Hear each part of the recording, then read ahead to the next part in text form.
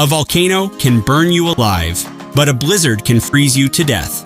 One environment attacks with heat, the other attacks with extreme cold. Volcanoes can cause deadly burns instantly, while blizzards slowly lower body temperature. Volcanic ash damages the lungs, while freezing air strains breathing. Both environments make movement difficult. Extreme heat causes exhaustion, while extreme cold slows the brain.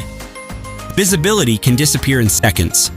Survival depends on protection, temperature control, and shelter, so both disasters are deadly, but in completely opposite ways. Extreme environments, the human body has limits. Follow for more.